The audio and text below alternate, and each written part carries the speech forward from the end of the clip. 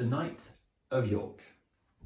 There was a poor cobbler in York who had so many children that he didn't know how to feed them.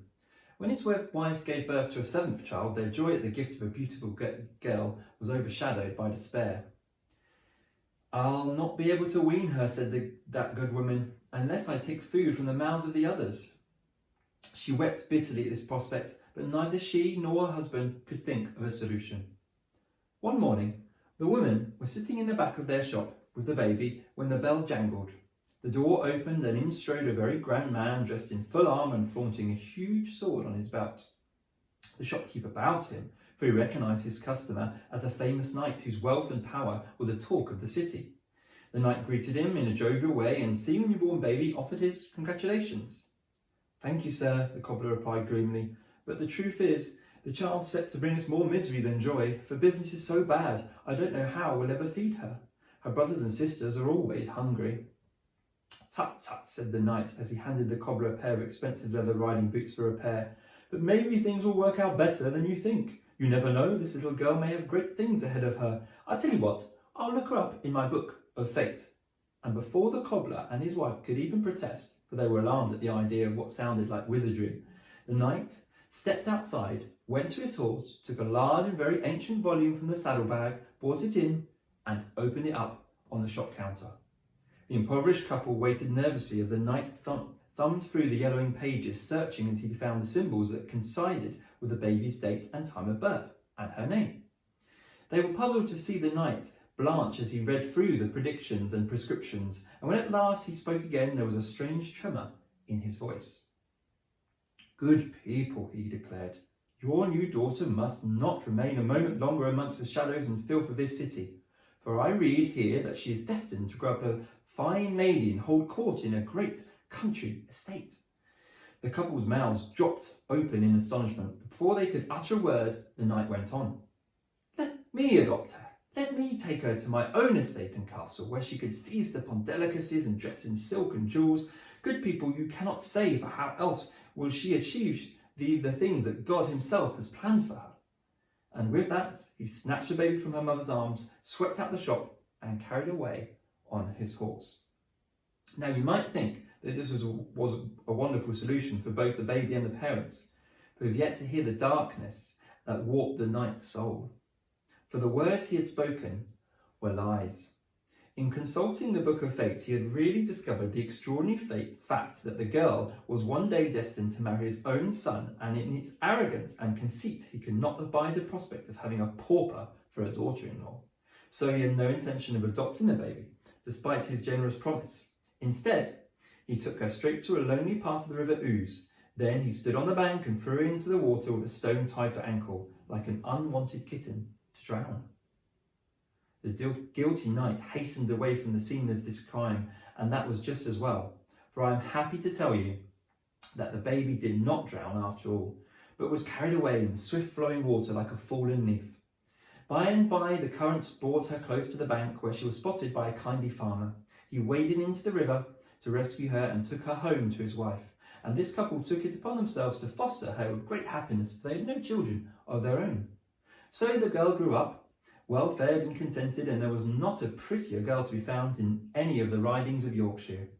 But no sooner had she passed her 16th birthday than someone came knocking at the farmhouse door.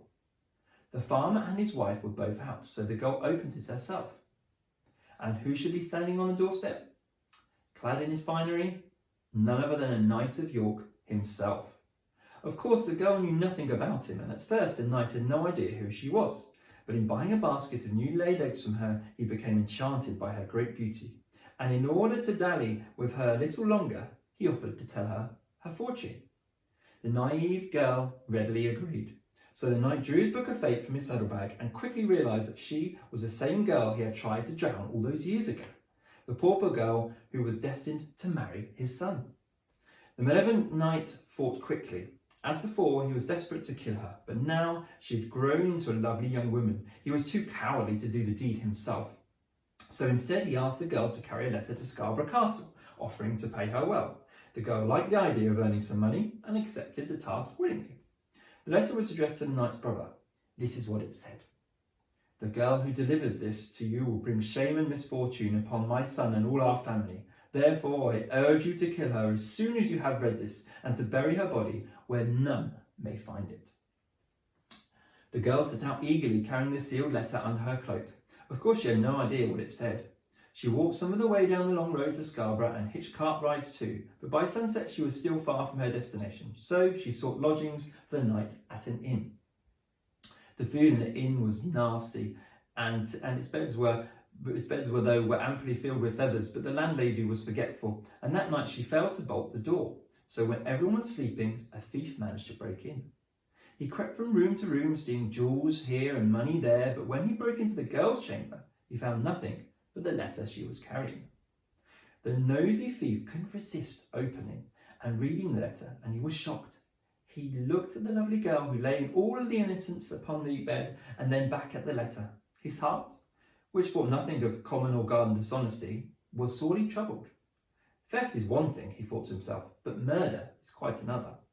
So he took the letter outside and tore it up, scattering the pieces to the wind. Then, finding a paper and a quill, pen in the darkness of the landlady's parlour, he quickly replaced the letter with another. And this is what it said this time. "The girl who delivers this to you is destined to bring great honour and good fortune to our family. Therefore I urge you to introduce her to my son as soon as you have read this, and to arrange at once for their wedding." The next morning, the girl woke up cheerfully. Although the inn was in an uproar as the other guests discovered they had been robbed, she had no idea that the thief had even entered the room. Clutching the letter diligently, she continued her journey. By sunset that day, she found herself breathing in the salty air and knocking at the door of Scarborough Castle. A servant ushered her inside when he saw she had a letter for his master, the Knight of Scarborough.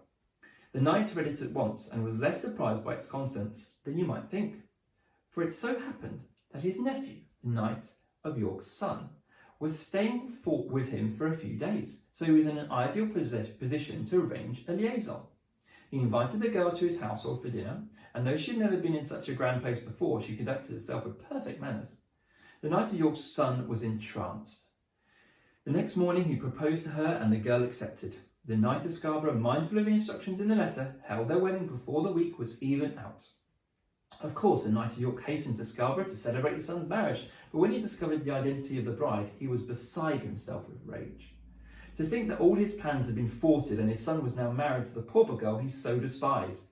He seized the girl, drew his sword and held it to her throat, but for all his show, he lacked the courage to deal the fatal blow. Instead, he threw her contemptuously to the floor. Then he dragged her out of the cliffs. He pulled the golden wedding ring from her finger and hurled it into the sea. "There, it's gone," he cried.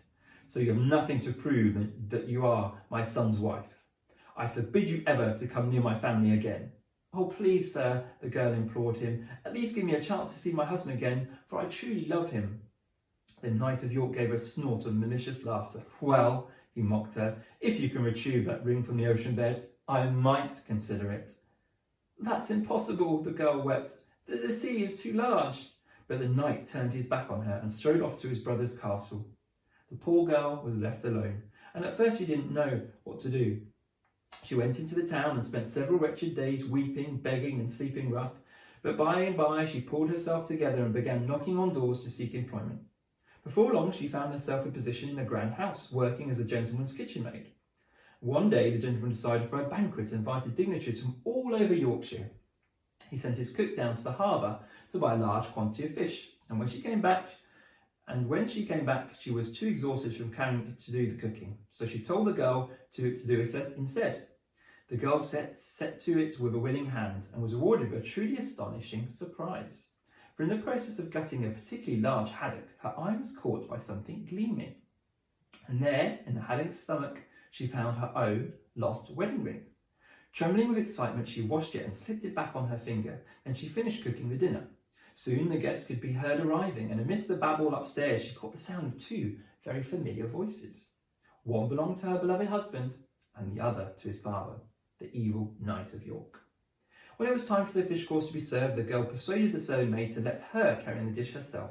She placed it carefully on the centre of the banqueting table and looked round. She saw the Knight of Yorke at once. She went to him and held out her hand, pointing silently to the ring he had so heartlessly snatched from her, which was sparkling once more upon her finger. The Knight of York turned white with shock, then purple with rage. He drew his sword and would have slain the girl he despised so much there and then, but his son, who was seated beside him, drew his own sword. "I will kill you, my father, unless you cease this evil at once and stop persecuting my dearest wife," he cried. These words brought the Knight of York to his senses at last.